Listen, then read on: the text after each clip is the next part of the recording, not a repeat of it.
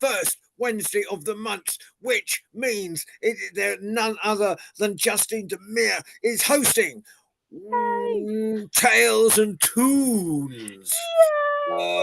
And so I'm now going to hand over. Thank you all for being here. Hello, Davina, and and Keith in Lincolnshire, or Lincoln Green, as he is better known on Facebook. Says, and Jazz is just in the waiting room. I'm going to let in. Fantastic. There we go. So I'm gonna hand over to Justine, who's going to keep us all under control for an hour. I will do my best, or keep you kind of just lightly playing as opposed to under control. That seems a bit extreme, doesn't it? So good evening, everybody, and welcome to Tales and Tunes. Our evening of stories and songs and music are also welcome. So whenever anyone wants to share, please feel free to share. We'll generally we go around in the order that people come into the room. That is my plan for tonight. If I get you wrong, let me know. What else do I need to say? Well, we normally start off with a bit of what I like to call extreme storytelling. So I am going to create a story on the spot entirely from your ideas. Lovely. Have I said everything I need to say, John? I feel like I said everything I need to say. It's got to December and I don't know what day it is anymore. So, okay. So, as those of you who've been here before know, and if you haven't been before, you probably don't know, the first thing that I need from you in order to start creating this story to set off our evening is who you would like the story to be about. Who will be the hero, the heroine, the protagonist? You can shout that out or you can write it in the chat. It's entirely up to you. Let's see if we've got a few ideas. There we go. A cow. A cow. Nice. Panto season feels like a panto cow. Any advance on cow? I quite like a cow. A cow. Gonna have a story about a cow. Okay, good. Lovely. A story about a cow. And then the next thing we need to decide is who or what? No. What is it that the cow wants more than anything in the world? What is she going to go on a journey for in our story? Well, I think the cow is continuously frustrated that it produces so much methane and it never gets a chance to fly. So what it wants to do is get a machine that allows its methane to be taken to flight to far off and exotic places. Okay, so the cow wants to fly, basically. That's our kind of okay, cool. With or without the power of methane, we will find out. Oh, farting cow story. We're definitely in Panto land already, aren't we? And the only other thing I need from you before we begin, obviously I need stuff with you as you go along, but before we begin, could you tell me who or what is going to try and stop our cow from flying? Who's going to be the baddie in our story? It has to be the ghost of Christmas past. The ghost of Christmas past. Oh, lovely. Oh, yes. Yes, the ghost of Christmas past. Oh, I'll have to get me Scrooge brain. Perfect. Okay. So how this works is I will begin, I will carry on, and when I need a bit of input, I will ask you, and then you can shout it out, put it in the chat, and I will take whatever lovely ideas I see first, normally. I'll ask for more ideas and I'll pick one. We'll see. All right. Are you all ready for your story? Keith sneezes first. Shall I take that as a yes? You ready for your story? Fabulous. Once upon a time, there was a cow. And her name was Daisy, because I do love a traditional Daisy the cow story. And Daisy the cow lived in a beautiful green field. And she had there were other cows around, but she was like the most important cow in the field, And she would spend her days eating grass, chewing the cud, going through her 3 or 4 stomachs a cow. Anyway, however many stomachs a cow has. And as much as she loved her life, she did wonder if there was more to life than that. And she looked around and she could see the skies above, she could see mountains far away, and she thought, what would it be if I didn't have to live in this field all the time? What would it be if I could be somewhere else?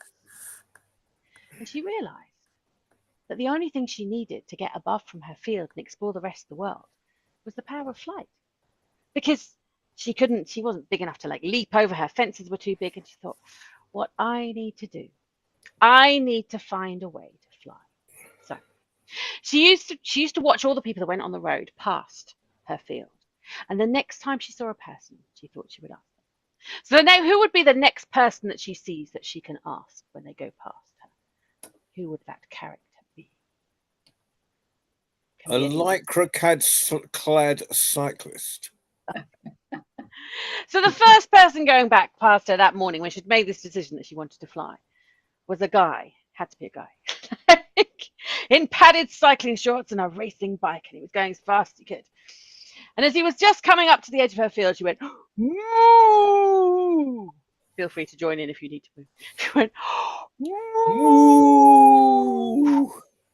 And fortunately, it was a cyclist that did speak cow. So he stopped and went, moo. I'm going to do this in English because I don't know if you all speak cow. So he said, yes, what can I help you with? And Daisy said, oh, thank you so much for stopping. And I am a cow that is a bit bored of being in my field. And what I'm really looking to do is fly. And I see that you as a cyclist are going very fast. And I wonder if you could help me, like, what could I do to actually learn to fly? So, I mean, I don't need to go as fast as you, but I need to move as far as you. Move. Just missed the gag. And the cyclist said, let me have a think about that. And the cyclist gave her some very good advice. Let's have a think. What could be the advice that the cyclist would give her as to how she's going to fly? If she had a big enough balloon that she could fill with gas. Absolutely perfect. So the cyclist said, well, I don't know if you know this, but every time you eat the grass and that noise that comes out the end of that smell, that's methane. And the thing about that gas is that if you fill a balloon with it, it's lighter than air. And if you could hold onto the balloon, it could lift you and you could reach over here. She said, thank you very much. And he said, but how to find the balloon? The cyclist said, oh, not sure I can help you with that. And the cyclist bicycled off into the distance. Well, Daisy knew that now she needed to find somebody who would help her get a balloon. And she waited all morning. And then just at midday, someone else came past. Who came past Daisy's field?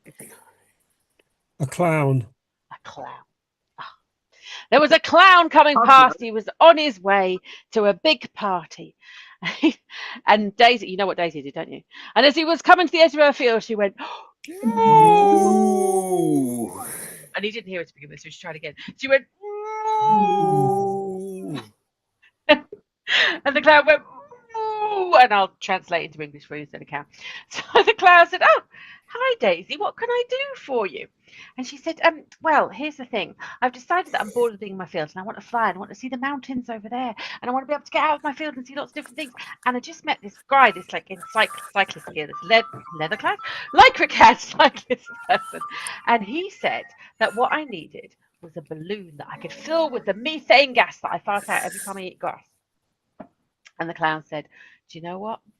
You are in luck, Daisy. I don't have a very big balloon, but I have lots of little balloons that I always make into balloon animals for the children. But I'm just on my way to a party where the child is frightened of balloons, and I've got all of these. Would you like them? Daisy said, oh, I would absolutely love them. And the clown said, well, there you go, Daisy. I don't know how you're going to fill them up. You might have to ask the next person. It's going to get quite graphic here. And Daisy said, moo, which means thank you to the clown. And the clown went, moo, which is thank you very much. You're very welcome. And the clown went off to the party. And Daisy thought, right, now I've got all the balloons. I know how to fill them up. But how do I get... Okay, we need one more person that's going to help Daisy get her farts into the balloons, okay? Are you ready? The vicar. The vicar. The vicar was the next person to come past. Thanks, John. And the vicar came past and Daisy went, moo. And he didn't hear us, so she did it again. Ready? Moo. And the vicar said, moo. And I'll translate into cow for you. So the vicar said, Daisy, lovely to see you. How can I help you? Daisy said, oh, you see, Vicar, I have this issue. That I've got these balloons because I want to go flying. I promised to come back to the field. I'm a very good cow, but I just want to explore. And I've got these balloons, and I know that if I fill them with the gas that I fart out when I've had my grass, then I will be able to attach them somehow, and I'll be able to fly up into the sky. Well, the vicar said, it turns out I can help you with that. Like the vicar said, this storyteller has no idea, but the vicar's going to ask the other people to go, how is the vicar going to help Daisy get her farts into the balloon so that she can fly? I'm panting over to you. I have no idea. Well, I think he goes for some celestial assistance. Some celestial assistance. Okay. All right. The vicar said, "Fortunately, you're in luck. My guardian angel is quite the physicist and is able to move gas from one place to another quite easily. I don't know how he does it. I've never asked." So the vicar called down his guardian angel, and his guardian angel came down like on wings like this. And the guardian angel said, "Daisy, I understand from my friend here that you want to learn to fly. Now, all you need to do is hand me those balloons. I will stand behind you. And with my celestial magic, the balloons will blow up." And that's exactly what they did. The guardian angel stood behind Daisy. Daisy ate loads of grass like this. And then she farted lots. You can join in if you really feel the urge. Until the guardian angel had filled all the balloons. He was very good at tying knots, the guardian angel was. And then the guardian angel took the balloons and fixed them. Daisy had one of those collars on, fixed them to her collar. The guardian angel said, Now, if you just wish enough, you may leave your field." Well, Daisy thanked the vicar, thanked the guardian angel, and off they went. And she started wishing. She wished and she wished and she wished with as many moos as she could. Moo, moo, moo. But nothing happened. So she mooed again. Moo, moo, moo. And still nothing happened. And just as she was about to try again, suddenly the sky went dark. And as the sky went dark, there was a sound, not a moo, but a woo. Woo. Magically, that's put my hand up. That's really weird. I'm just going to say that's part of the story. Look. And there was a woo, and then there was a strange and beautiful ghost. The ghost of Christmas past. And the ghost of Christmas past said, "Daisy, what on earth are you doing trying to fly? You're a cow. You are a cow and you shouldn't be flying. It's near to Christmas. You should be on the ground with your kinfolk." And Daisy said, "But I really want to fly. I really want to go and see the mountains," the ghost of Christmas past said. "I'm really not sure that you should. In Christmases past, cows never flied, and that is where I come from. And those Christmases were completely joyous." Well, Daisy was at a loss. The ghost of Christmas past was stopping her flying, and she was going to have to do something to convince him. So if you were Daisy the cow and you had to make sure that you could get past the ghost of Christmas past to fly up into the skies, how would you convince the ghost of Christmas past? How can we convince him to let us pass? She wants I just asked him to get the. I just asked for the ghost of Christmas future. Okay, what does Davina think? I think she should follow the star to Bethlehem. Okay. Do you think that'll get past him? Let's have a look. So, Yeah. So Daisy the cow said, "But ghost of Christmas past, there was a Christmas many, many pasts ago, and I'm pretty certain that was in a stable, and I'm pretty certain that a cow belongs in a stable. So if you let me pass, then I will go. I will go back with you into the past to that first Christmas. And then I'll have travelled and seen the most beautiful thing, and you will be able to use your powers to take me back into the past." Well, the ghost of Christmas past thought about it. He stroked his thinky beard, because that's how the ghost of Christmas past thinks. And he said, "Well, I suppose it is Christmas." And with that, suddenly there was a whirling and a swirling around Daisy. And the ghost of Christmas past flew up into the sky, and Daisy, with her methane balloons, flew up into the sky as well. And when they got right up by the moon, suddenly they started shooting through time and space and time, back and back and back and back and back, until they reached the first Christmas. And sure enough, they landed just outside the stable. Now, the ghost of Christmas past said, "There is already cattle there, but I'm sure they won't notice one more." And so Daisy, with her strange balloons around her, like you don't tend to get that in nativity sets, but if you see it, that's who it was. They took Daisy with her strange balloon collar, and they went into the side of the stable. And they were the last ones in. The ghost of Christmas Past and Daisy with her strange collar at the back. And then in front of them, the shepherds, and on the other side, the wise men were already at Epiphany. Don't worry about time too much. And there was Mary and Joseph and the baby Jesus. And when Daisy saw beautiful baby Jesus and this beautiful thing with a beautiful star up above, she said, moo. And all the other cattle joined in. Moo. Ooh. And that is why when we sing Away in a Manger, the cattle are lowing, because they're all going, ooh. Why is there a cow with balloons behind me? The ghost of Christmas Past took Daisy back to Christmas presents. And Daisy said, oh, that was wonderful. I've seen the most beautiful thing. And if I need to go flying again, I'll just ask the vicar and his guardian angel. Thank you so much, ghost of Christmas Past. And the ghost of Christmas Past said, it's not a problem. Have a wonderful Christmas. And Daisy said, do you know what? I think I will. And there ends the tale of Daisy and the ghost of Christmas Past and the fart balloons. That was so Christmassy. That was fantastic. I enjoyed that Yeah, very much. excuse me, I shall have to leave and come back to you, but All right. We'll let you off this one. All righty. I am going to hand over to Evita. You were here first. Evita, do you want to go first? I think I might. I Yeah. can. Okay. I've actually got a cow story for later when John is back. He has to be there. Fabulous. Also, I should say, Jazz did put in a request for tree stories, which I have one of, but if anyone else has a tree story, please feel free to share. Okay, Evita, I am going to spotlight you so we can see you. Oh, no, apparently I'm spotlighting.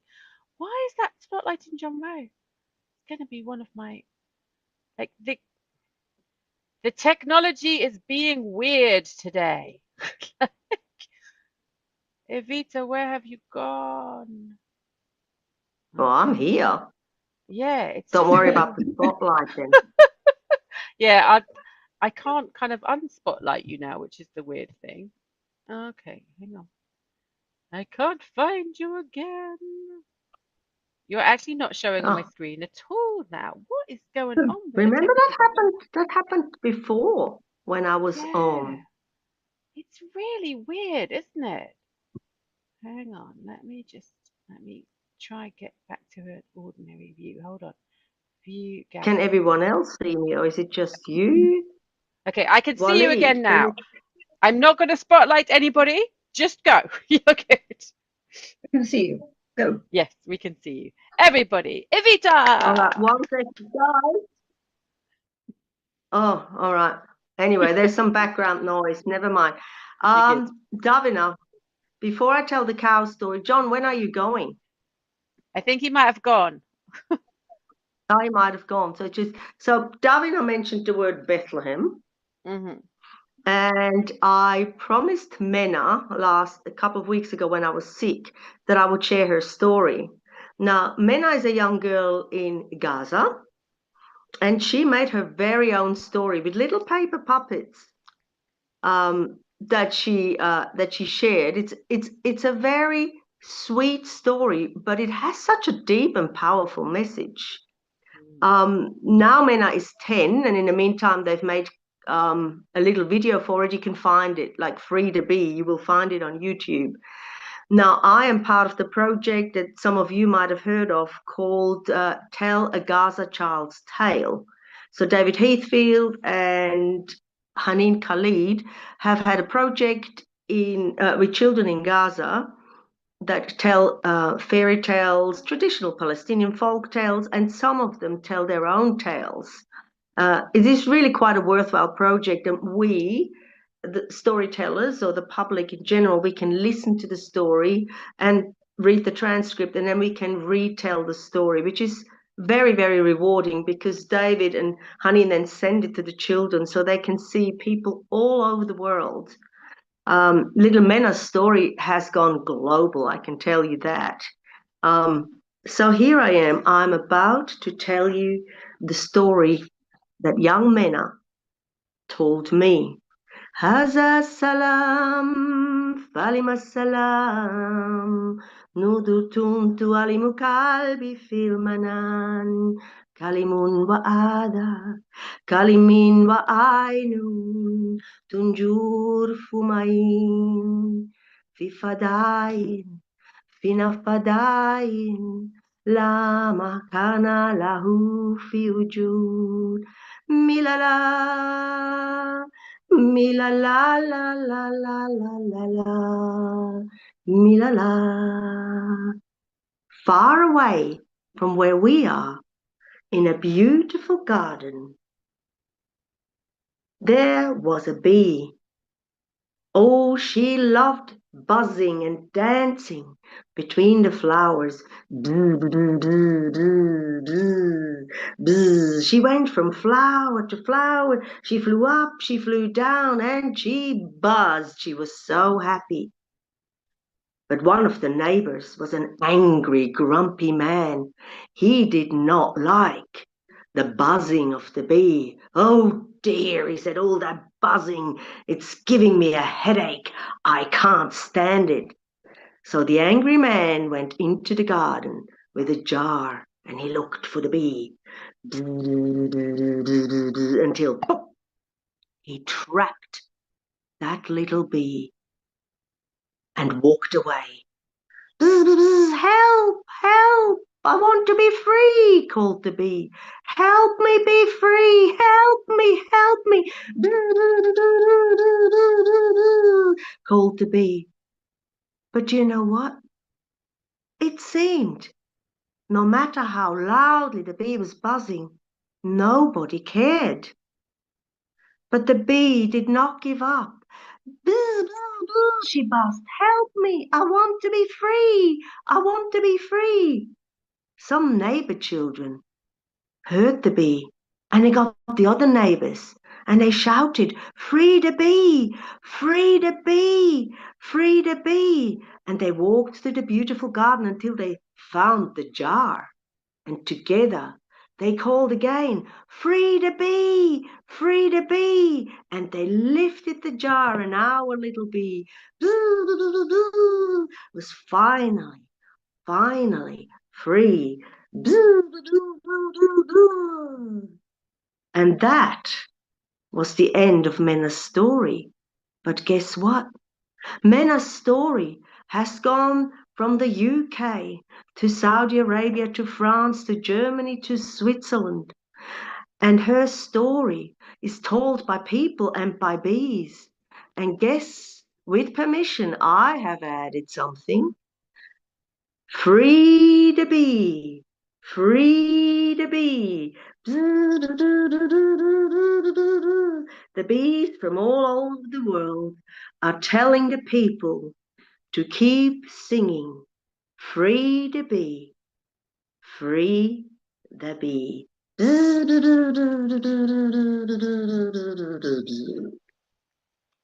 Oh, that's beautiful. Thank you, Rita. And thank you, Mena, for like allowing us to share that. Wow. I have so the one kind of bit of volunteering I do, I look after a bee cafe, which is like a little kind Oh, of, it's a place where we plant loads of kind of bee friendly plants. And where I live, there's two bee highways, which I didn't know things out. And these bee cafes join the two highways. So if the food becomes sparse on one, they can get across to the other one. So I shall tell it to the bees at my bee cafe when next time I visit. Go like spread they'll the be so word. happy. They will be so happy. I shall share it with all my fellow bee cafe keepers. Oh, that was lovely. Right. Wonderful. Keith, I think you were in next. Are you ready? Okay. Yeah, Lovely. okay, yeah, I can I'm do going to that. try spotlighting you. If it goes horribly wrong, No, it's all right. No, I'll have to unspot then you remove it for yourself, and then at least I can see you. All right. Right. You're good. Off you. A long time ago in a land far away, there lived a young girl called Marushka. And she lived with her stepmother and her stepsister. And they treated her very badly. Her stepmother would just treat her like a slave.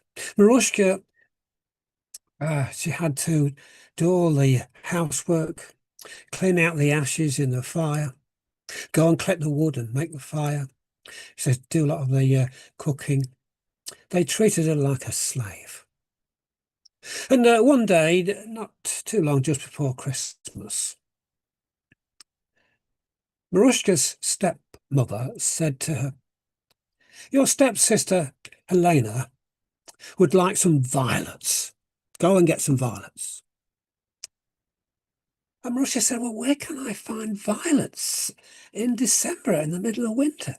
"Go and get some violets, otherwise you'll get such a good hiding you won't forget." And so Marushka, she went to the back door, she put on her coat and her hat and her scarf, and she went out the door and trudged through the snow down the path. And she walked through the woods, and she was so sad as she was walking through the woods. Where was she to find violets in the middle of winter? But then up on the hill she saw a fire, a campfire, and she walked up to the campfire, and there sitting round the campfire were 12 men. There was 3 that were very old, and 3 a bit younger, and 3 a bit younger than that, and the last 3 were just boys. These were the 12 months of the year. And the old man, December, said to Marushka, "What's the matter? Why are you crying?" He said, "My stepmother sent me out to get violets, but where can I find violets in the middle of winter in December?" And the old man, he smiled. "I think we can do something about that." And he called over one of the younger men and said, "March, come across here and take my place." And March, he came over and sat in the December's place, and all the snow melted, and the sun began to shine, and the leaves of the trees were full, and over in the corner of the field there was a whole patch of violets. And the old man said, you go across and you get some of your violets." And so Marushka, she went across and she picked a whole posy of violets. And she held them in her hand and she bowed to the old man and said, "Well, thank you very much." And she trudged all the way home. And it began to snow again by the time she got home and went in the door. And she went through into the cottage where her stepmother and stepsister Helena were sitting. And she gave Helena the bunch of violets. "Oh, where did you get violets in the middle of winter?" And Marushka said, "Well, I just went through the snow and through the woods and up on the hill, and there I found some violets."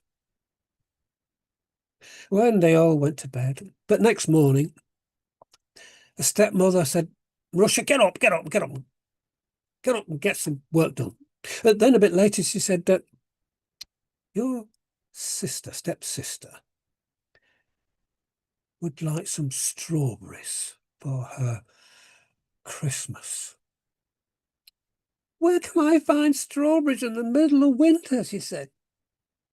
"Go and get some strawberries, otherwise you'll get such a good hard you never forget."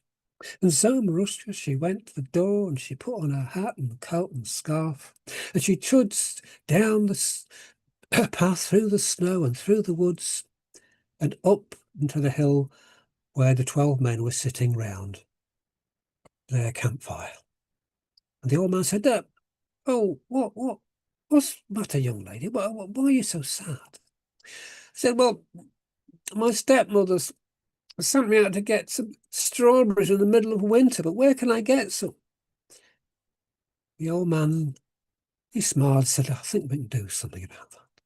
And he called over to one of the younger men and said, "June, come and take my place." And June took the place of December, and the sun was shining. It was really warm. The birds were singing. And there was a patch of strawberries. And the old man said, "Go and help yourself." And so Marushka, she went across and she picked lots and lots of strawberries and she put them in her pinny very carefully. And she said, "Well, thank you very much." And she went back, and it started to snow again by the time she got back to the cottage. I went in the door and she took off her hat and coat and dusted off the snow and went in to the room where her stepmother and stepsister were sitting, and gave some strawberries to Helena. "Oh, these are lovely," she said. "And where did you get strawberries in the winter?" So I just went up the hill there, and there they were. Well, Helena, she gobbled up these strawberries, and there was juice was running down her chin, and she looked at Marusha, said, "Apples, I want some apples." And Marusha said, "Where can I find apples in the middle of winter?" "Oh, I'll go and get them myself. I'll go and get them myself," said Helena. And she went to the door. She put on her hat and coat. She went through, trudged through the snow, and she came up to the top of the hill. And there was the 12 men sitting round their campfire. And the old man said to her, "Hello, young lady. What can I do for you? What are you?" "I want some apples. I want some apples." And the old man said, "Well, where can there be apples in the middle of winter?" "Oh, well, you'll be able to help Marushka to get some violets and some strawberries, and I want some apples." "Oh, out of my way." And Helena, she trudged off looking for apples. The old man, December, he raised his arms into the air, and the wind began to blow, and the snow came down heavily. There's lots of drifts. And Helena was never seen again. But back in the cottage, Helena's mother, she was wondering where Helena had got to. Oh, and so she set off. She got her hat and coat and out the door, and she trudged off in to the winter where the snow was falling down in thick blankets, and there was wind, and she was never seen again. But Marushka, she was in the cottage. She stoked up the fire and sat there in a nice warm armchair and had a very happy Christmas. Lovely. Thank you, Keith. I haven't heard that one for ages. You always tell stories I haven't heard for ages. I'm like, oh, I love that one. Fabulous. Baba C has joined us. Hello, Baba C. How are you? Exhausted. I went know out- that. I was running. Oh, I don't run anymore. I was walking an errand that was supposed to take 30 minutes. I'm just getting back. Okay. Yes. Need a little downtime then. Yes. What's the That's- theme for today? Well, so far, I can't. We've had farting cows. You missed that. We've had bees, and we've had the 12 months of the year. So we've had some wintry stuff. And we have had a request for tree stories as well. So you can pick whichever you like. But I think, Davina, are you sharing with us tonight? Wasn't intending to, but you remind me of both stories have now reminded me of my cow story. Oh, lovely. Share that with us then. It's about the Christmas fern, and people for years never knew how ferns propagated because they don't have they don't have flowers and seeds like most plants do. And it was said that once a year they exploded with their seeds, and if you managed to find a seed of the Christmas fern, it was golden, and it would bring you good luck and fortune. And this lady, she didn't know anything about Christmas ferns, but she did know about her cow, and it was always in the next door field, and she put on her coat to go and call it in because it was wintry and cold and it ought to be in the barn at this time of day. And she went out and she looked for her cow, who was nowhere to be found. It wasn't called Daisy, it was called Buttercup. That's the other name for for nice cows. And she called Buttercup and called up, and she couldn't find her anywhere. And she was getting very worried because that was her companion. They both kept each other warm at night because they lived right next door each other. The cow and the buyer joined her cottage. And she was getting worried, and she tramped through the grass along the stream. Maybe the cow, maybe Buttercup had crossed the stream. And as she walked, calling out, she couldn't find her anywhere, but she didn't notice that a fern had dropped its seeds and one had caught on her shoelace. She walked on, and there, in the next field, was her cow. Oh, she was so happy. She was so happy. She started to lead the cow home, and she had to go through the woods because they'd walked so far. She went through the woods, and as she was walking, her foot struck across something, and it was one of the roots of a tree, and she bent down to untangle her foot from the roots, and there was what looked like a treasure chest. My goodness, could it be? She scrabbled at this chest, but her hands were cold, and the ground was frozen, and the cow was pulling on its lead. She'd best get home and come back in the morning and unearth this treasure chest. So she and Buttercup went on through the woods, and she counted how many trees she had passed as she went along the path, so that she'd be able to find that route and get to that chest in the morning. They went off across through the woods. She made sure she knew where she was. Then she came out across the field. And she went down to the field, across the field, and back home, into the home. She took the cow into the byre. She gave her food and brushed her down. And then she went home into her own home. And she thought about going to get that treasure chest. It might contain lots of money. Who knew? And then she'd be made for life. On the other hand, it was awfully cold out there. So she did what all of us would do. She took off her boots and put her feet up by the fire, and she made herself a cup of tea. She didn't see the golden fern seed that fell off from the laces on her boots. So the next morning, she put her boots on and her coat, and she went off to find the treasure chest with a spade over her shoulder, and she came to the woods, and she couldn't find the treasure chest. She hunted, she couldn't even find the path. Surely it was this one. But you come along a path out of the woods, and when you go back, there are lots of little paths into the woods, finding the right one and counting the right trees. She could not find that treasure chest. Oh, well, I didn't have it anyway, she said. Never mind. So she went back to home, and she made the fire, and amongst the woods that she was putting on the fire was the golden seed. The woman warmed her hands, and she felt nice and comforted.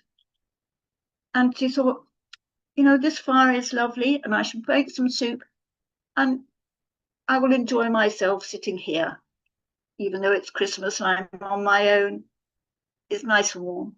And then she was surprised by a knock on the door, and a neighbour came in to bring her some cake.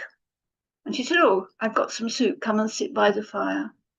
And one by one, various people called through the day, and they all sat by this fire, which seemed to carry on quite a lot without her needing to put any more wood on it. It seemed marvellous. This wonderful fire.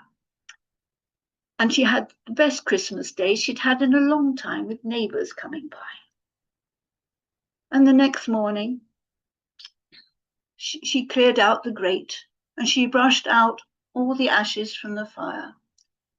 And she did what any good gardener did. She put them on her vegetable patch, because ashes are good for the ground. and amongst the ashes was the golden seed. And that year, the woman's vegetable patch produced the most amazing vegetables she had ever seen. And she could feast everything was good about it. There was so much food. She could give some to the neighbors. She could make things and store them for next winter. Everything was well. And then the end of the season, she was a little surprised that in the middle of her vegetable patch, there seemed to be a fern growing.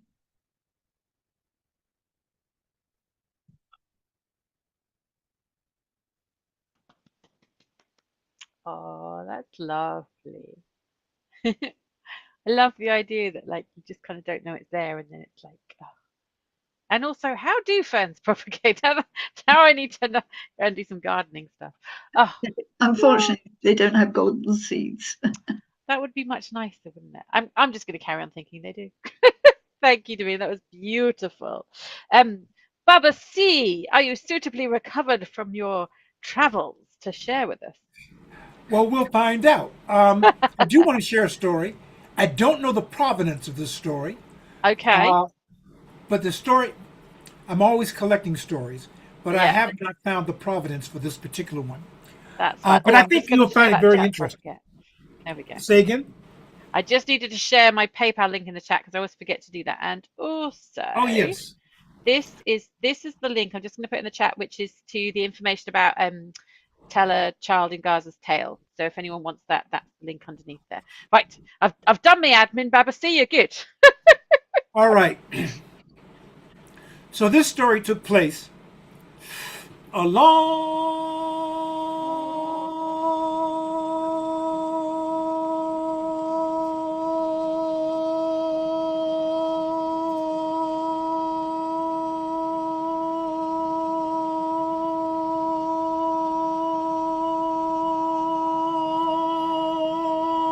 time ago.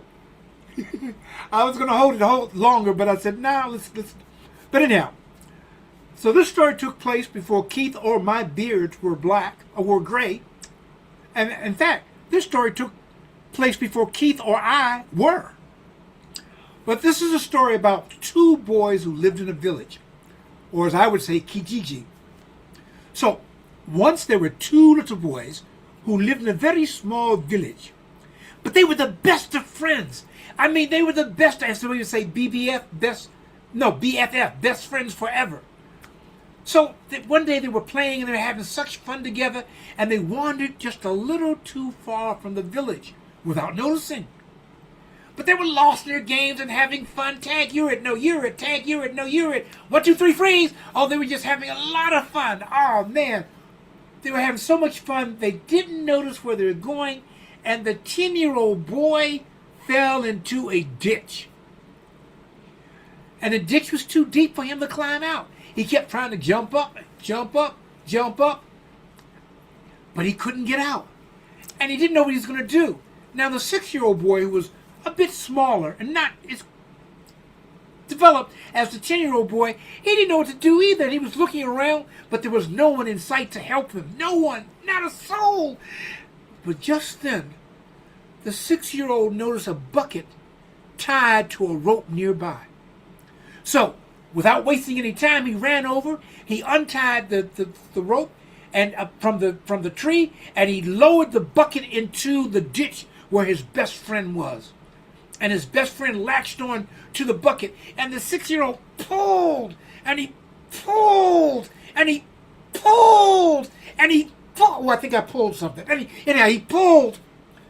It was hard, but he was determined he was going to get his friend out of the ditch. And he finally, after much effort, much strength, pulled his friend out of the ditch.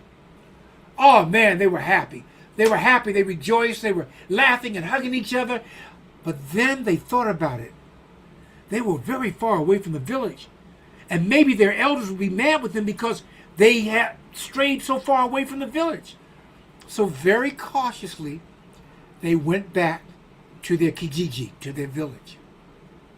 Well, When they got there, the 10-year-old boy was feeling so proud of his little friend. He was telling everybody, "My friend pulled me out of a ditch that I had fallen into." Now they looked at the 10-year-old boy, and they looked at the 6-year-old boy, and they looked at the 10-year-old boy, and they looked at the 6-year-old boy. The 6-year-old boy was nowhere as big or as strong as the 10-year-old, so they weren't believing him.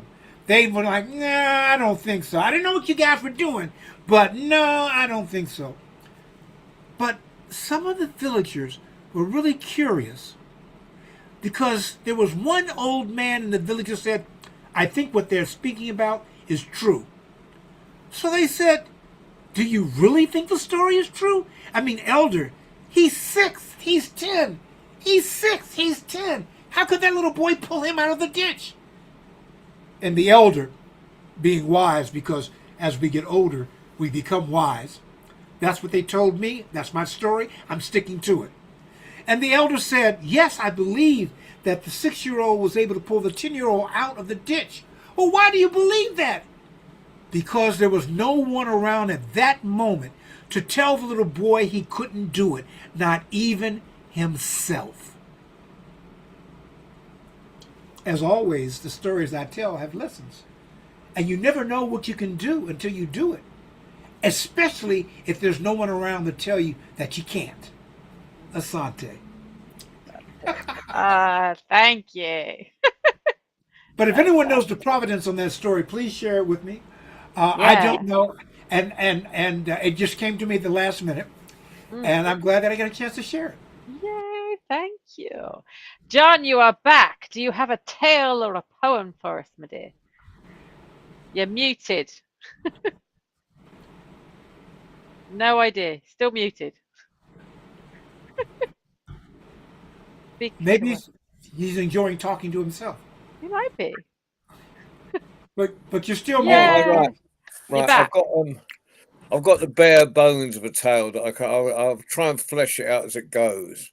That sounds Um, good. Let's It's go a for that. Swedish story, and it's about the only Christmas story I've got. Fabulous.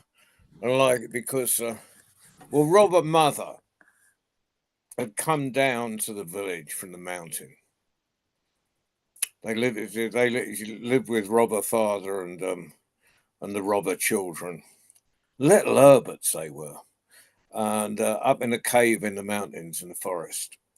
And she'd come down and beg, and of course they were all terrified that Robert father would come down, and if they didn't give her anything, and sort of, but there wasn't much to give. And she came up to the cloisters, to sort of this sort of abbey place where, and there was a lovely garden at the back, walled garden.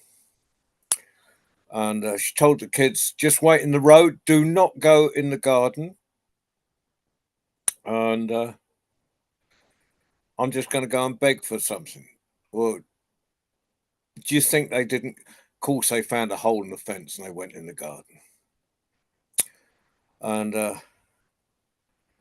this young monk, snotty little geezer, come running out and sort of tried to chase the kids away. Well, Robber Mother saw what was going on and dropped the basket, her begging basket, and went running out. "You do not talk to my kids like that." And there's a huge row starts. And the abbot came out and he said, "What's going on here? Why are you shouting at this poor old lady and her ragged kids in my garden?" The abbot was really pleased with it. It was a really pretty garden. He kind of tended it and, looked after it. And it was his pride and joy. And then he turned to the woman. He said, "Did you ever see anything as beautiful as this garden?" And she was about to say no when she said yes. At Christmas Eve, the Christmas Eve garden in the mountains. Well, there were stories of this garden, but no one had believed them.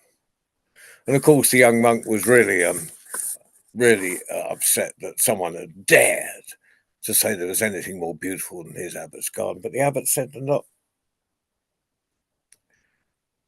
Let me see it. She says, look, only if I can get a pardon from me old man. Well, the bishop went to the abbot went to the archbishop, who said, if you can bring me a flower, I don't believe in such things, but if you can bring me proof that it exists, I'll send a letter of pardon. Well, mother came back to her old man and said, look, we can get a pardon if we let the... No, we're not going to let in any habit up into the mountains here.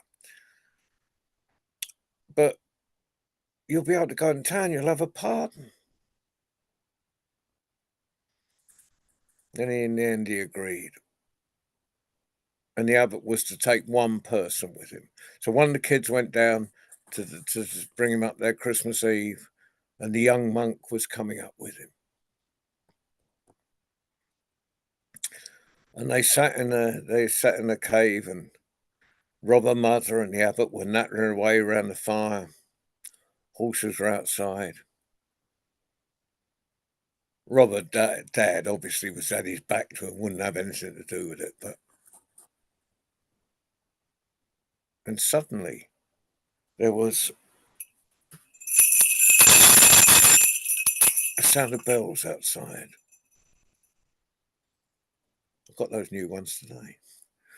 And it's time. And they went out, and there were wild strawberries coming through the snow. And they picked, they were beautiful. The bears would come down and try and get them as well, but Robber Father said, go and get your own strawberries, disappear. And then the flowers coming. Oh, and each flower that came out was more beautiful than the one before, and the abbot didn't know which one to take. And then the roses started coming.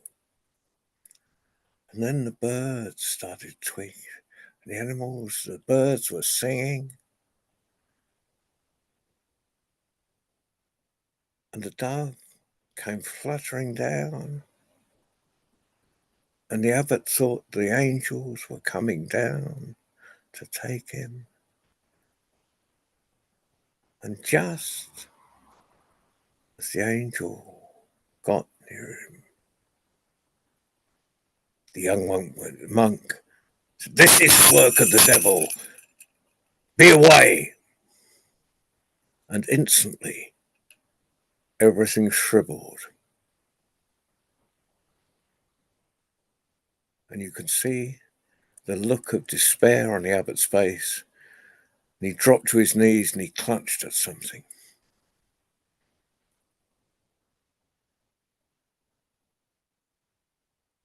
And he died.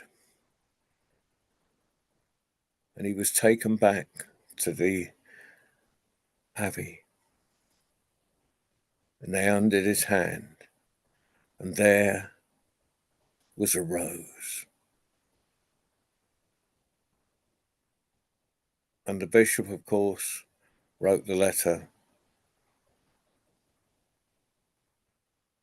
of pardon. And the young monk walked up in bare feet to deliver it. He was so ashamed of what he'd done. And that Christmas Eve garden never appeared again. But every Christmas in the cloister garden, there's one Christmas rose appears. Oh, beautiful. Thank you, John.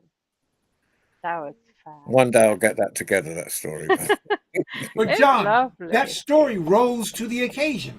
The first pun of the night. We missed you, brother. All right. I think we better, and so I do have to now tell my tree story because I promised Jazz a tree story. And I've got several, but I think I'm going to share one of my own, if that's all right. And it's kind of Christmassy. It's got a little tree in it, so you know, that's like the closest I get to a Christmas story. Okay, let me spotlight myself, and then we will go round again. Okay. I haven't told this story for a really long time, and I wrote it such a long time ago. I wrote it like when my eldest son, who's now off at university, was like little, was a toddler. So yeah, let's see how it falls out of my mouth.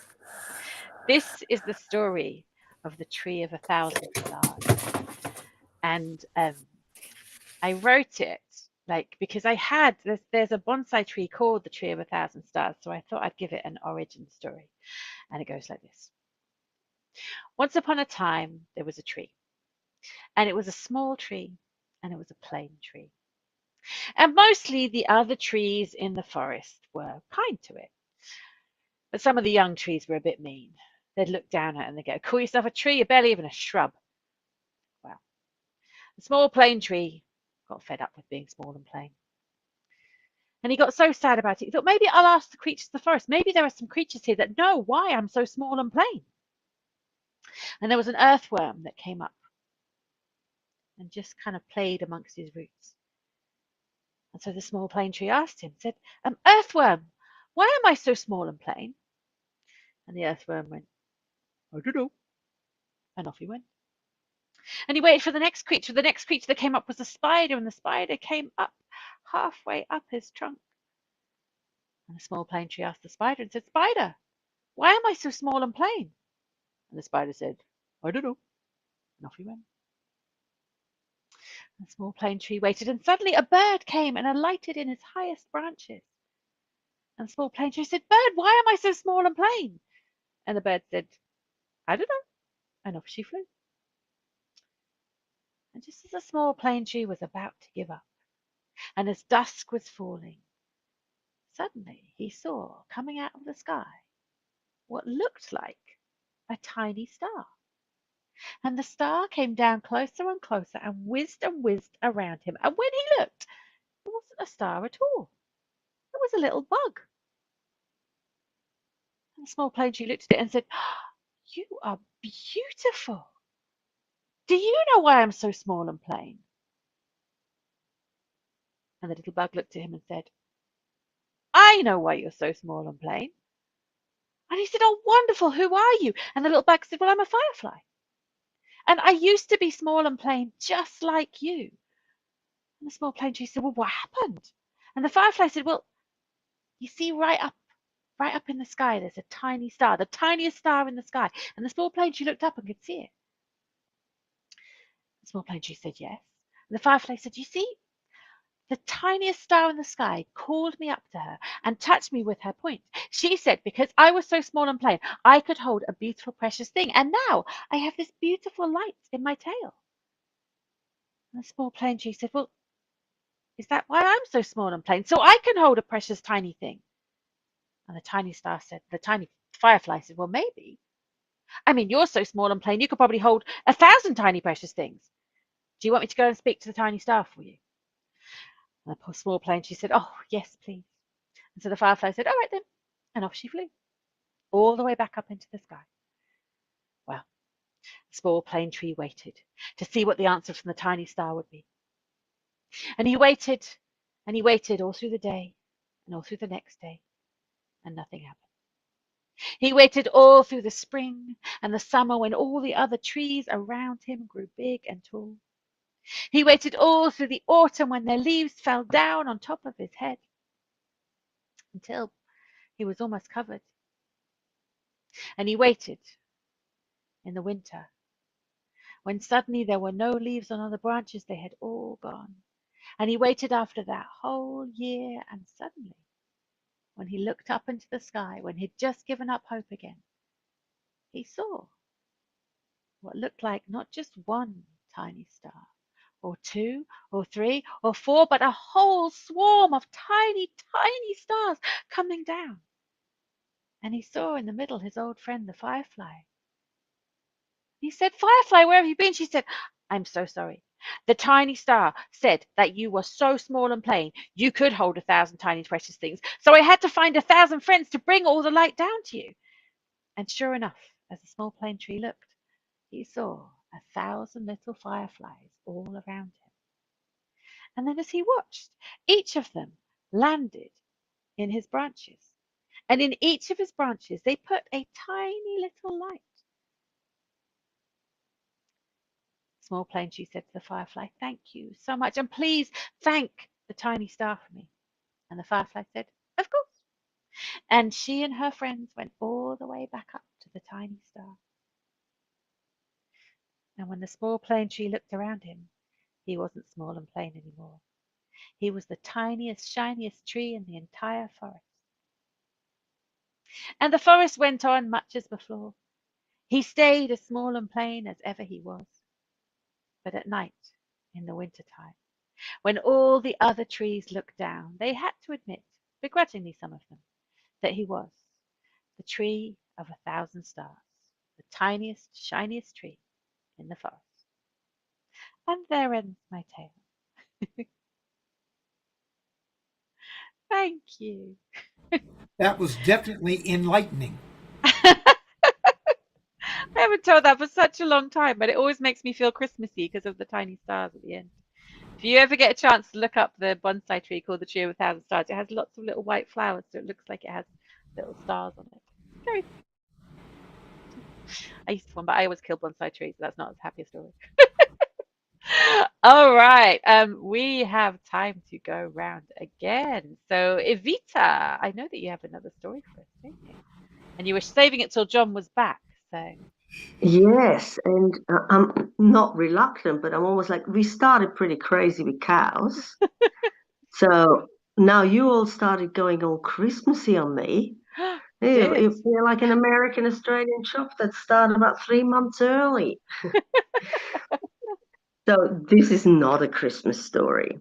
Mhm. It's a folk tale from, look behind me, from the center of Switzerland, up in the Alps. They breed them tough here, I can tell you.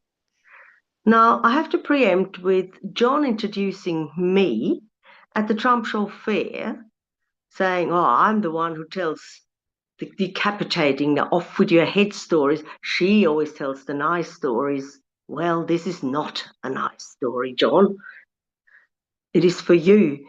Now, folk tales, there was a bit of chatter the other day in a WhatsApp group about whether stories should entertain, and we all agreed that you shouldn't bleed over the stage, but not necessarily. And when we look way back to the first people, when they started talking, they told stories. So stories in those days, I would say, were instruction manuals about morality, about nature, about the seasons, just to explain the world around them. And I think we still do that. And why we like folk stories so much is because they always have sort of a kernel of a lesson. And I thought I would share one. Now, here in these valleys, they're very Catholic. And they used to like to explain things through folk tales. As you all know, in Switzerland, people have just come down from the mountain with the cows a couple of months ago. So in the late spring, they take the cows up. They take them way up to the sweetest meadows to make rich, creamy milk, to make those amazing cheeses. And just like every year on the Wiesenalp, there were 2 farmhands and a sen. The sen is the guy that knows his stuff. He is the cowherd, the main cowherd. And they went up with their herd of cows coming from different farms to look after them and to make the famous Wiesenberg cheese. So up they were, and I can tell you, people, it's hard work. A lot of people, including my daughter-in-law's family, still live that way in summer. So up they went to do the hard work, to mow the grass with size, to milk the cows every day, to separate the whey and to make cheese. It is hard yakka, as we say in Australia. And you know something? Those 3 men were also bored, because of an evening, when all the work was done, there was really not much to do except maybe play a game of cards. And they began to bemoan their faith and said, oh, God, wouldn't it be great if we had some womanfolk here? Yeah, this joke, Debbie, is it surely would. change things, and there'd be less work. Then one of the farmhands said, "Hang on, hang about. One of you get that broken rake handle, and you, come here, get me some straw from the stable, and cut off a bit of hair from the switch of the cow from her tail." And then he rummaged in a corner of the hut, and there he found a bag of rags. And alas, amongst them was a tattered old woman's dress. So with the straw and the broken rake and some string, they began to fashion a rag doll, a titilog. They gave her hair. They gave her button eyes. They put a dress on her. Oh, she was nice. And they sat her down. And they joked. They called her Tsurimutsi, which sort of means buzzy fuzzy. I leave that up to your imagination. And every evening, after the hard work, they'd sit there and make jokes about the ragdoll. They'd smear fresh cream around her mouth and pretend to feed her the oatmeal. Until one evening, the mouth actually opened and she took a bite. Oh, that was weird. That was strange, but hey, they kept joking and poking and having their good fun. And every day, Tsurimutsi was becoming a bit livelier.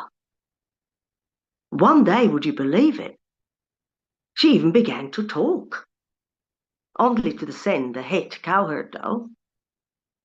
But then she began to help them, to wash their clothes and mend them, to clean, to cook. And she even began to help with the herd, bring the cows in the evening, milk them. Well, life was becoming quite easy, and they'd have a jolly time.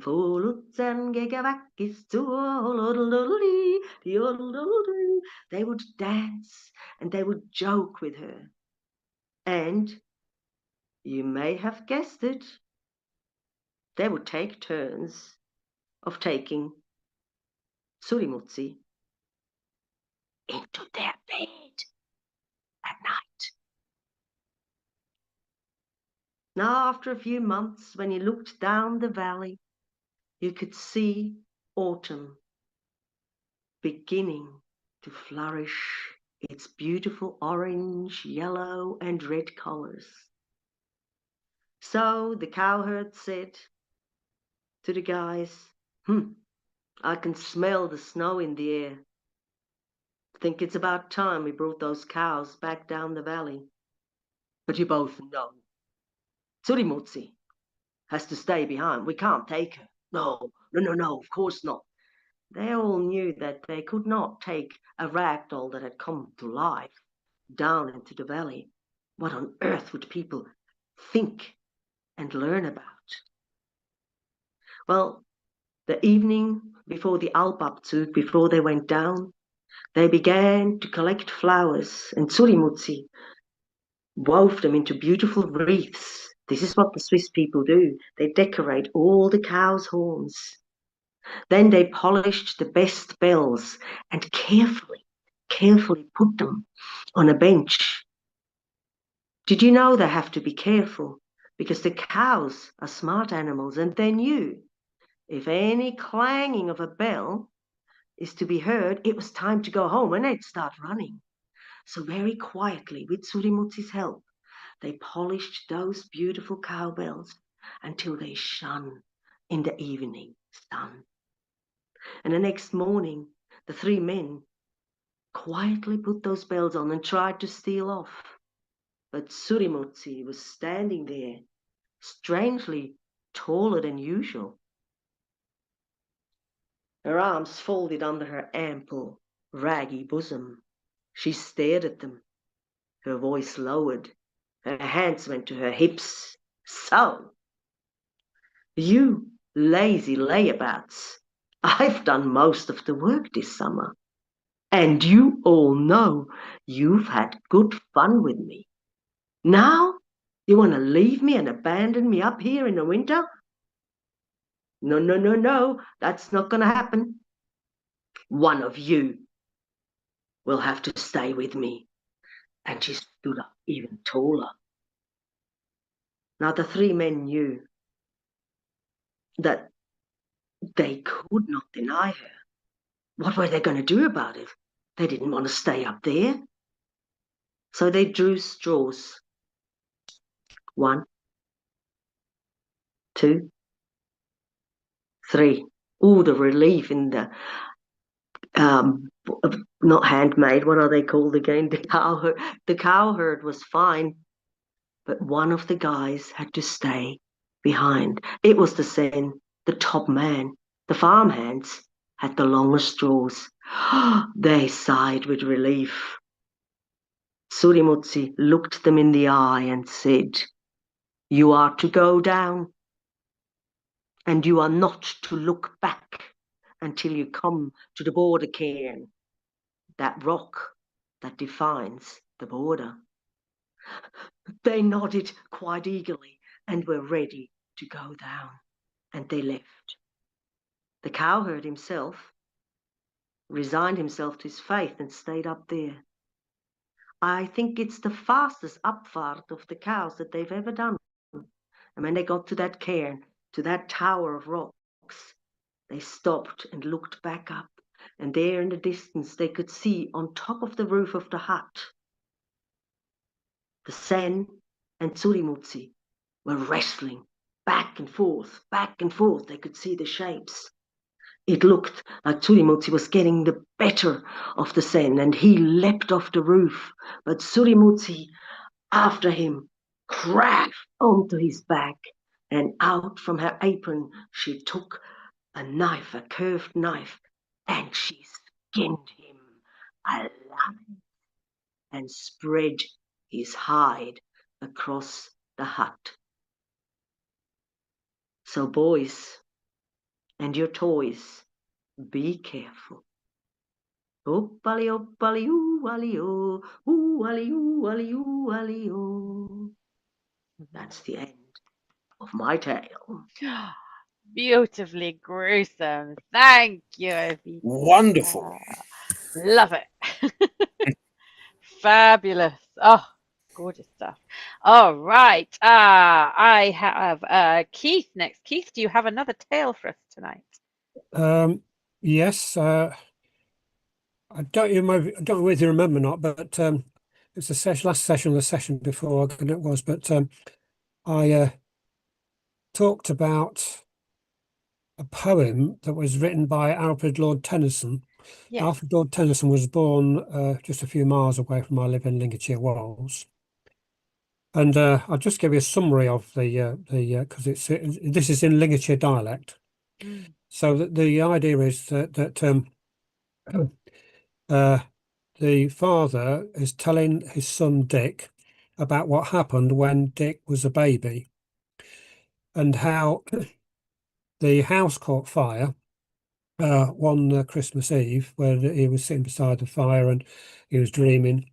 But the house caught fire, and the dog, old Rua, he tugged at his sleeve, and the old man shooed him away, and he went upstairs to where the baby was was asleep. And then his wife came along and tugged his sleeve, and she said, "The house is afire. Come on, you've got to save the little boy." And so they went outside, got a ladder, put it up against the window, and he broke the window in, and he shouted out for the dog. And the dog, old Rover, picked up the baby, brought it to the window, and saved the little boy. And the man went up and as well and saved the dog and went back to the barn, where it was safe there because the wind was blowing the other way. And so this is it's called Old Rower by Alfred Lord Tennyson in Lincolnshire dialect. And for you, it'll sound like a foreign language, I'm sure. But that's the gist of what happens in the poem. Nay, no mandra used to call him roar, roar, roar, for the dog's stone deaf, and he's blind, and he can neither stand or go. But I means to make his old age as happy as ever I can, for I owed old Rover much more than the old mottle man. And now Ronnie's back when a babby afore they'd gotten too old, and he'd fetch and carry like out. It's all as good as gold. Eh, and when he fought with a will, and he could always hold his own. And Rover as a dog knew where and when he'd buried his bone. And he kept his head up like a king and never knocked down with his tail. He never did doubt to be shamed on when we lived in Albydale. And he served me so well when he lived that Dick, when he comes to be dead, I thinks I like some sort of service read. For he's more good sense than the Parliament man that stands for his ear. I'd vote for him my own sen, if he could but stand for this year. Faithful and true. Them words of scripture, faithful and true. And they'll be fun upon 4 legs, 10 times 1 upon 2. And maybe they'll walk upon 2, but I knows they runs upon 4. Bedtime, Dickie. But wait till it hears that's but wait till it hears it striking the hour. For I wants to tell you roar when we lived in Albydale. 10 years sin, near, damn will have but 1 glass of ale. Strange that old Farron the house built afore my dear, where half of the chimneys twisn't and twine like a band of air. And the fellows that makes them pictures that come to the fall of the year, to cattle their ends upon stools to picture the door porch there. And the hagel had 2 heads is standing there as like a broken stick, and they never seen such Ivan as growed allow with a brick. And there the house one night, and it's down all now, gone to mangles and tollops, and rare slick through with the plough. There, the house was a house, one night I was sitting alone, with Rover athrough my feet, sleeping as still as a stone. Of a Christmas Eve, and as cold as this, and the meadows as white, and the meadows as white, and the fences all bolstered up with a windle that night. And the cat was sleeping again, Rover, and I were awake, and smoking and thinking of things. Oh, I don't mess them sick, but don't make us sick with the cake. For the better ate their supper and sung their songs and had their beer and gone their ways, there were none but 3 and none of them there. They're all afeard of the ghost and doesn't sleep in the house, but Dickie, the ghost mostlings was nobbut but a rat nor a mouse. And I looked out once at the night, and the day was all of a thaw, and I see the beck come down like a long black snake in the snow. And heard the great heaps of snow slushing down from the bank to the beck, and as I stood there in the doorway, I felt it drip in my neck. So I turned in again, and I thought of the good old times that are gone, the money they made by the war, and the times that are coming on. And I thought, if the state were going to let in foreigners' wheat, however were British farmers got to stand again on their feet? However I've got to find me rent and pay me men, and all along's the fellow who turned his back on his sen. And I slept in the chamber above us, and we couldn't hear the call, so mother'd tell me to bring thee down, the cradle and all. For the girl of the farm that slept with her then had gotten her leave to go that night to her folks because of the Christmas Eve. But I clean forgot about them, my lad, when mother had gotten to bed, and I slept in my chair up on end, and the free trade runned in me head, till I dreamt that the squire walked in, and I says to him, Squire, you're late. Then I see his face was red as the Yule block there in the grate. And he says, can you pay me my rent tonight? And I says to him, no. And he caught hold of my ham, then out tonight, then was go. They'll never, I says, be turning me out on a Christmas Eve. and I wakened, and I found it was Rover a tugging a tear in my sleeve. And I thought I'd gone clean wood, for noways I'd known his intent. And I says, "Get away, you beast!" And I fetched him a kick, and he went. And he tumbled upstairs, for I heard him as if he'd broken his neck, and I clear forgot, little Dicky, that thy chamber door wouldn't snack. And I slept in my chair again, my ham hanging down to the floor, and I thought it was a Rover a tugging and tearing me worse than afore.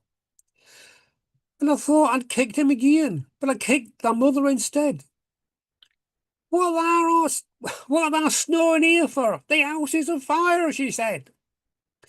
And mother'd been nagging and about the girl of the farm who offers to spy somewhat wrong there's want a mossel of harm. And she didn't not soldy me and I were going that way to the bad, for the girl was Owly Trollop that traps in the squad. But mother was free as a tongue and often I'd heard her tell me sen. So I kept in my chair and I thought she'd nobbut rolling me again. And I says, "I'd be good to the best if tha'd onlyways let me be good." And she skelped me half hour in the chair and screeched like a owl gone wood. "Thou mun run for the leather, get up, if thou any good for out." And I says, "Bean't not no ways good for nout." Yet I'd been such a note as all's been done as his bid. "But the scouse is afire," she said, and I seed her cried a lid. And she bealed, "Ya mun save little Dick and be shout about it and all." So I run to the yard for the leather, and I sets him again the wall. And I clumbs up and I meshes the winder in. When it gets to the top, and the heat drove out in me eyes, I feel myself ready to drop. And mother was holding the leather and telling me not to be scared. Though I wasn't afeard, or I thinks leastways I wasn't afeard. But I couldn't see for the smoke where they were laying, my lad. And Rover was there in the chamber howling and yawping like mad. And they were billing the cell with a squeal as if they'd been bit. But it wasn't a bite, but a burn, and the marks on his shoulder yet. And then I called out, "Roar, roar, roar," though I didn't think he'd hear. But he come through the fire with my bairn in his mouth to the window there.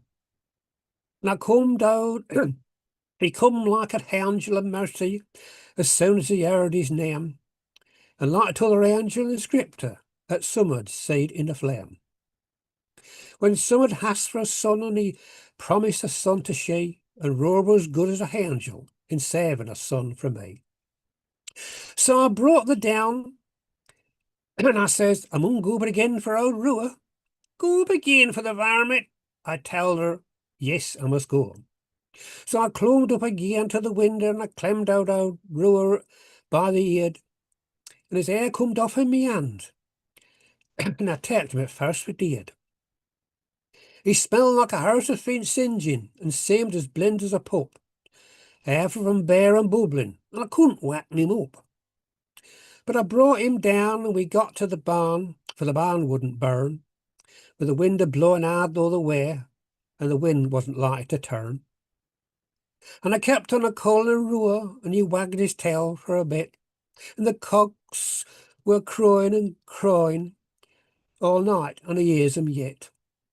And the dogs were yowling all round, and they were squealing the sen, and mother was nagging and groaning and moaning and nagging again.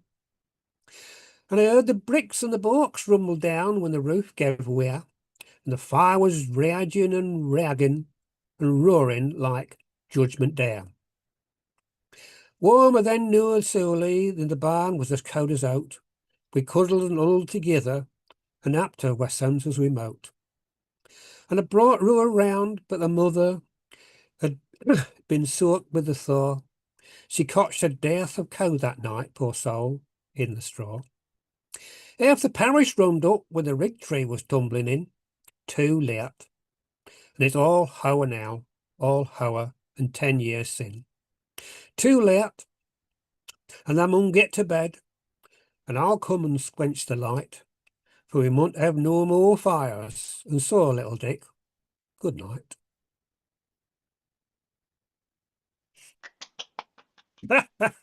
Thank you. That was fabulous.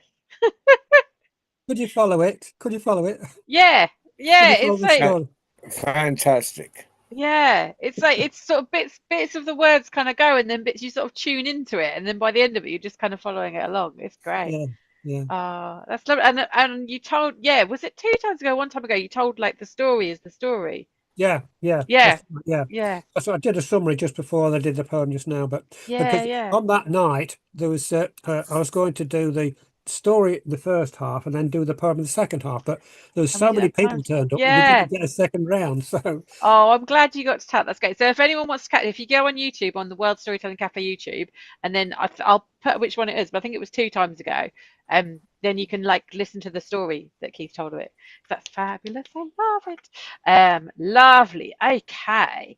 If we're going around in order, it would be Davina again. Davina, do you have anything else you wanted to share? Oh, you'll have to unmute yourself, my dear.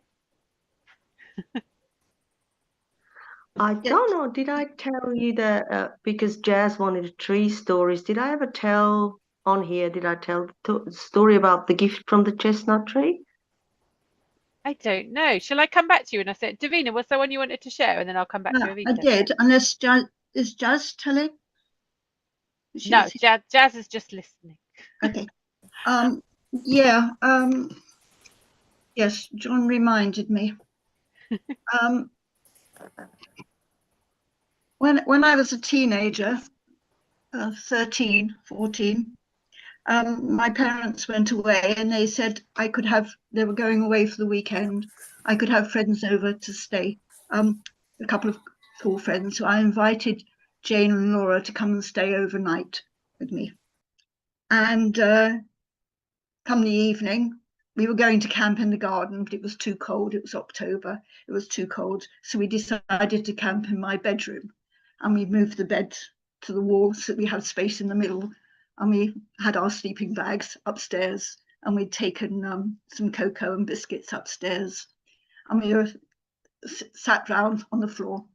And Laura said, let's tell ghost stories. And I thought, oh God, here we go.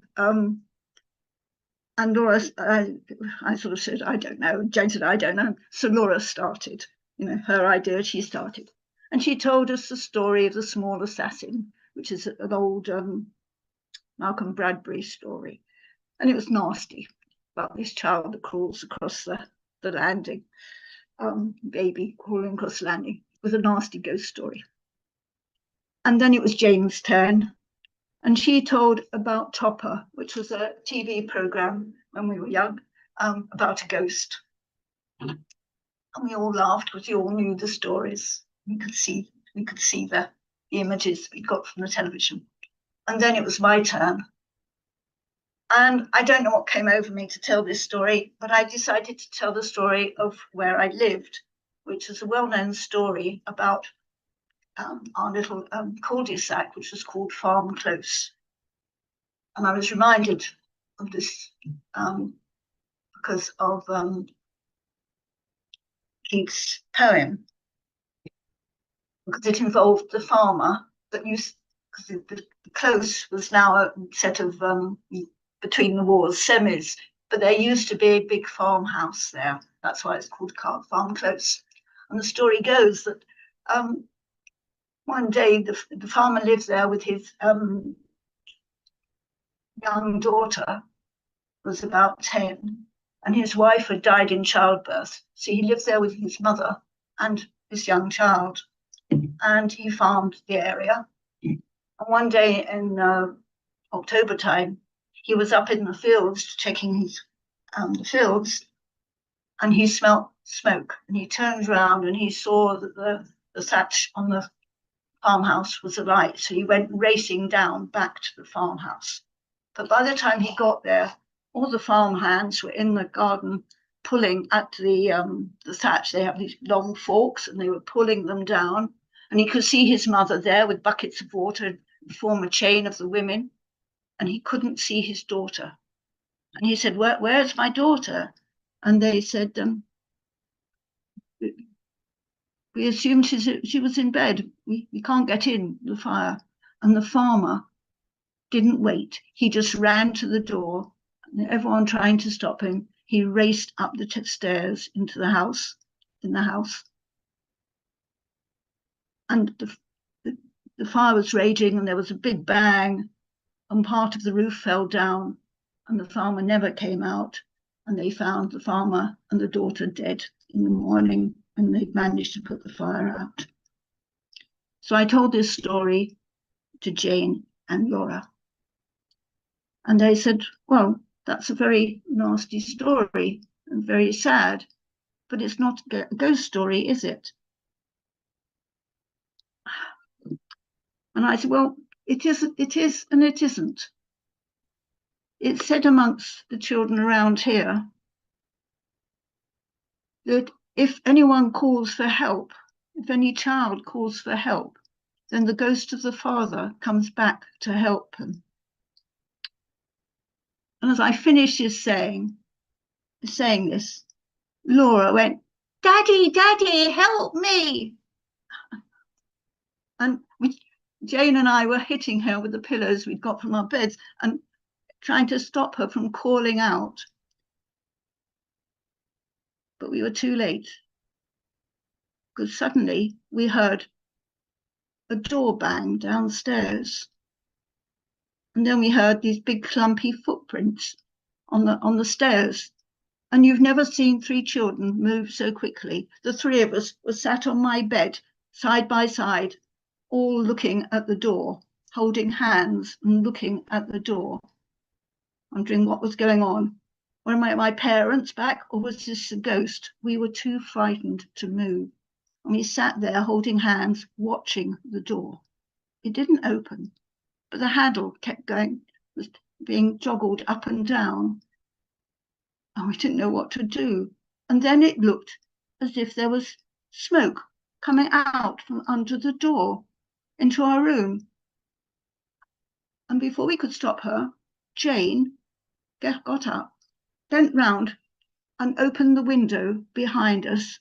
And she was about to go out of the window. We said, "Jane, you can't go out the window. We're on the first floor. You'll break your neck for getting out of there." No, said Jane, "I'll be okay." And Laura and I were trying to hold her back, but she was already on the window ledge. And she said, "I'll just jump." And she jumped. And there was this almighty screech and thud as she hit the ground. And then she was shrieking. And we were looking out the window, and there's Jane on the ground, shrieking and shrieking. And there's this banging at my bedroom door. And I didn't know what to do. And all I could do was shut the window on Jane's screeching. So I shut the window. And then Laura and I sat there watching the door. We could hear Jane in the background yelling. And we watched this door vibrating with someone shaking it. I don't know how long we sat there. But gradually, the shaking of the door stopped and the noise stopped. And we began to think whatever was out there was gone. We sat there and it was just beginning to get light. And Laura said, "Well, I think we ought to check what's out there." And she went to the door and she felt it and she said, "It's not hot. Maybe we can open it." So Laura opened the door and she looked out and she said, "There's nothing here. It's all okay outside." And then she went to step outside and I saw this big hairy arm that looked as if it had been burnt come round her waist and grab Laura and draw her back away from me. And I sat there absolutely gobsmacked. Didn't do anything. I didn't call out. I just sat there. I was petrified. I sat and I sat. Laura didn't come back in. The hand didn't reappear. I just sat there. And it got light. I began to relax. And then I thought, I've got to go and phone for help. So I went down. And there was no one there. There was no Laura, nothing. I phoned for the ambulance and the police. And they came. Jane, they took to hospital. She'd got concussion, broken a leg and her pelvis. She was 3 months off school. Laura, they never found again. And me, I'm still seeing the psychiatrist.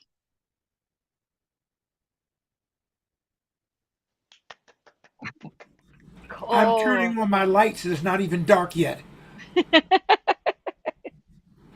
That was fabulous. Thank you, Davina. Proper ghost story. Love it. Oh, so exciting. Right, we've got about 20 minutes left. So Baba C, are you I want to get back to Evita's like chestnut story, but I can't remember if you showed it before. We'll find out. Let's go, Babas. Let's go in order and then we'll see what we've got time for. All right, Baba C, you are next. All right, we seem to be talking about animals. Animals. And I'm going to tell a story about an animal, and it involves the two-legged and the four-legged kind. This is a story that takes place before the last tale I told, but after the one I have yet to tell. And this is the story about Farmer Brown and the donkey. You see, Farmer Brown, this is an old story before there's electricity. But see, this here Farmer Brown, he had himself 40 acres and one mule. And he would work that mule. He'd work that mule from the morning to the night, and let that mule rest and then work it again. And he worked on that 40 acres, and he worked on that 40 acres, and he worked on that 40 acres. And soon he had a harvest like he had never seen before. And with all the money from the harvest, he bought more land. And that harvest was great too. And with all that money, he decided to buy himself this newfangled thing called a tractor. And Farmer Brown bought himself a tractor. And the tractor let him work even more acres faster than that mule. And he'd get on that tractor. That's not how tractors sound. And he just ran through. He had a great time. And his harvest was even bigger and better. And then one morning, Farmer Brown woke up and he said, well, wait a minute. I got this here tractor. I don't really need that mule anymore. Now, he had worked this mule for years. But he said, no, you know what? I'm going to give this mule away. And it just so happened he heard about a couple that just gotten married down south. Not south, south. And so he got on a train with the mule, and he went down south, and he found the bride and groom to be, and he said, I understand y'all have a little bit of land. I'm going to give you this here mule. I don't need him anymore because I just bought myself a tractor. And they accepted the mule. Farmer Brown got back on the train. He went back home. And the next morning he got up and he got on his tractor and he plowed and he did whatever you can do with a tractor to a field. That's what he did.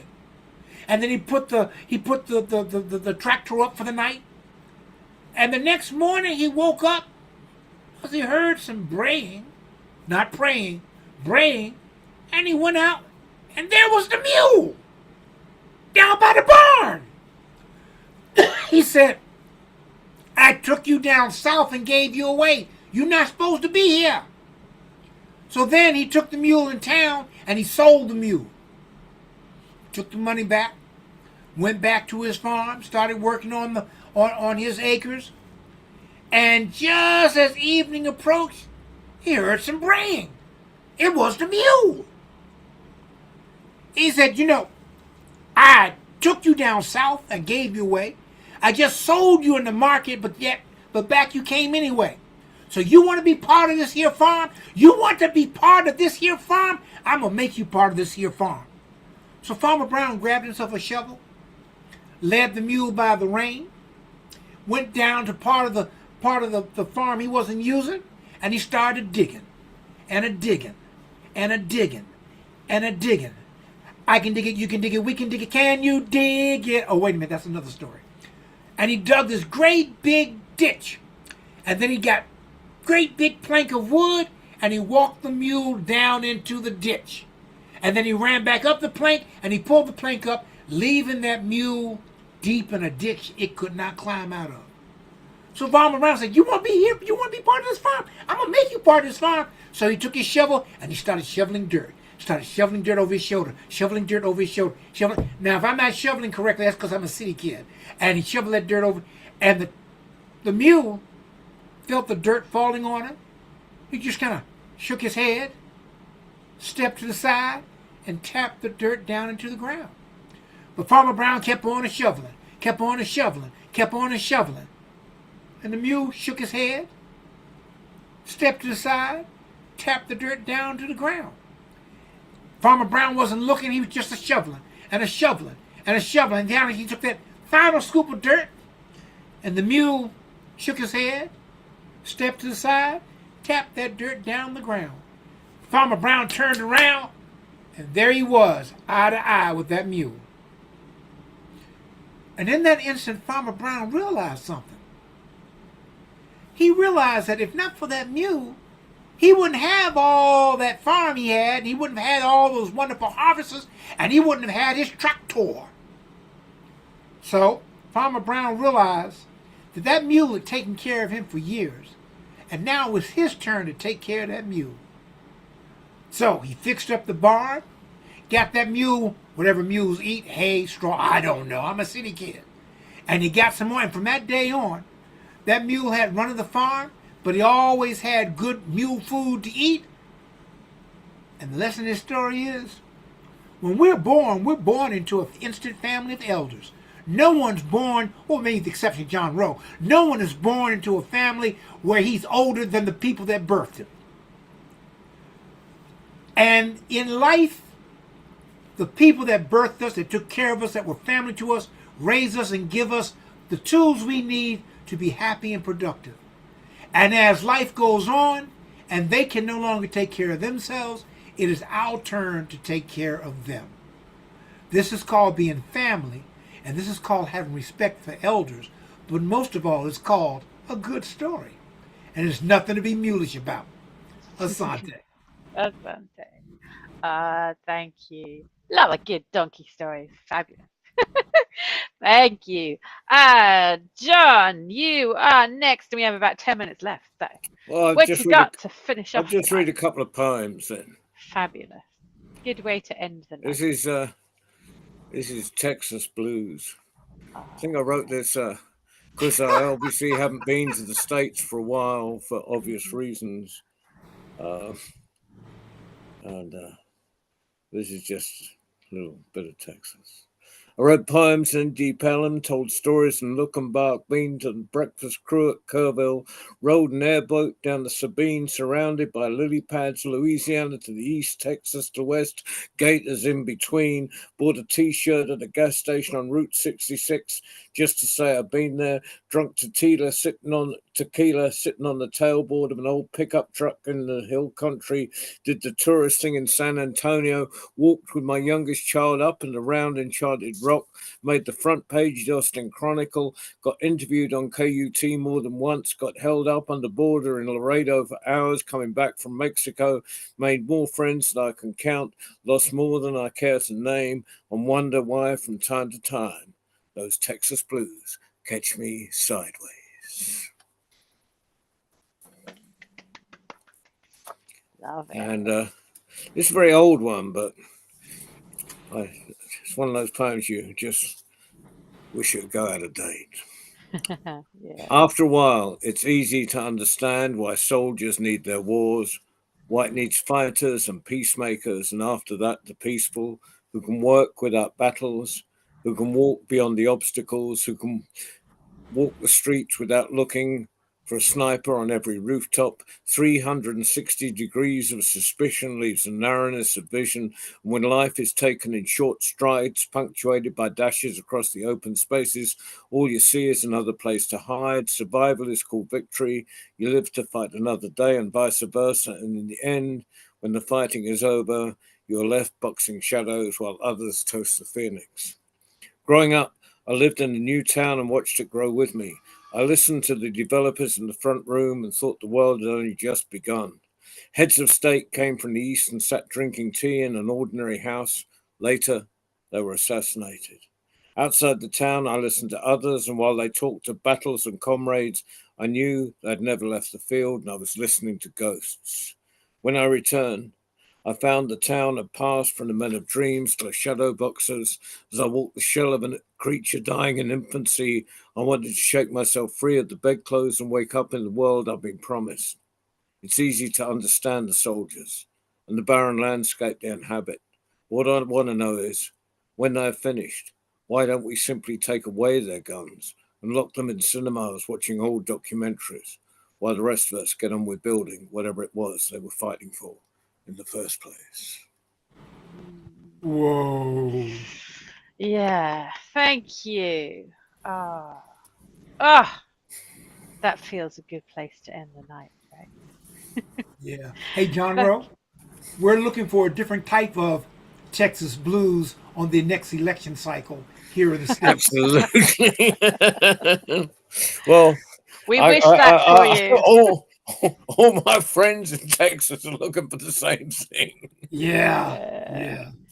Yeah, there's some Yeah, good I- people I in want to Texas. go and visit them again, but I feel like visiting now would be like going to South Africa during apartheid. You just don't do No. Yeah, And exactly. I want to go visit some other countries, but right now, the countries I want to visit have for the first time demanded Americans have visas in advance. So, Yeah. Really? Yeah. In fact, I got to talk to you and Mike, because Morocco is one of those countries now. If I travel on Wow. an American passport, I got to have a visa. Wow.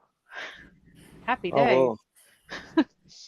Definitely have It's to that talk old about that. saying that the what is it? The crows have come home to roost. Did I get that right?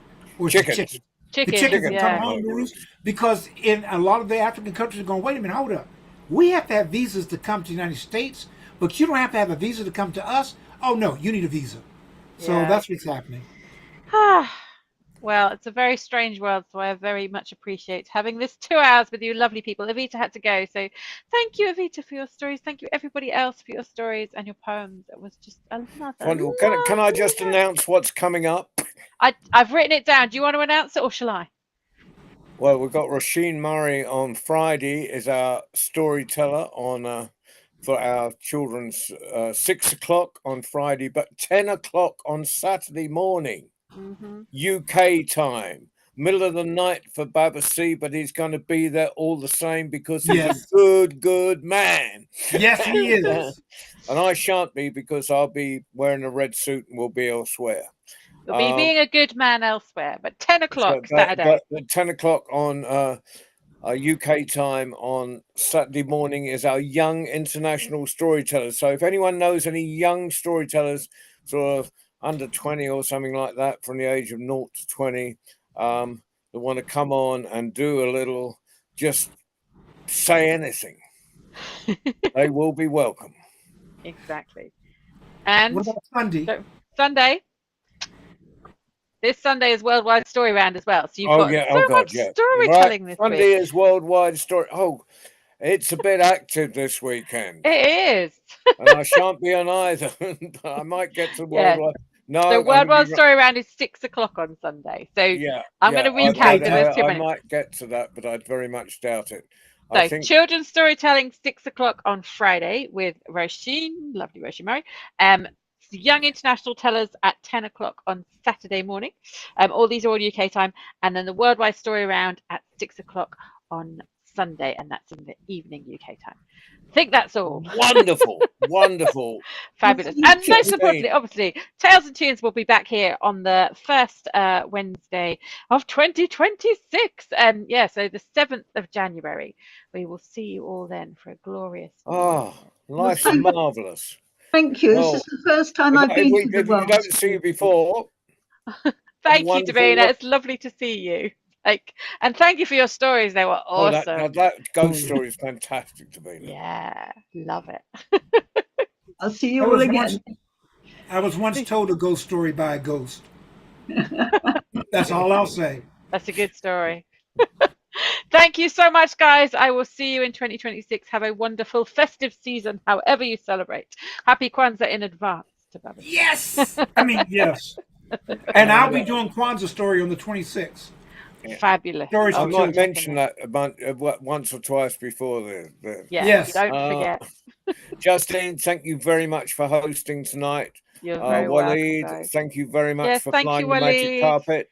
Thank you for our audience participants, audience that were on Zoom today. Jazz was here and Paul was here. So thank you guys for coming as well. And we'll see you all next time. And if anyone be wants to drop a continued. penny in the pot for Justine, she would appreciate it. Yes. She's got 3,556 children to support. Just- And no, there's a whole tribe out there, and in fact a village in fact a town to support, a city even. You're Well, very kind. from the States, we're going to have to drop nickels in because we're no longer, our mint is no longer making pennies. True. Oh, Yeah, heard. it made no Right. sense to me either. right. Thank you so much, guys. I will see you again next month. Take Bye-bye, care. Bye, precious. everyone. Bye-bye. Take care, Keith. Bye-bye. Take care, Take care. everybody. Bye. Justine. Bye. To See be you next continued. time. And thank Waleed for flying the magic carpet ride. All right, C out.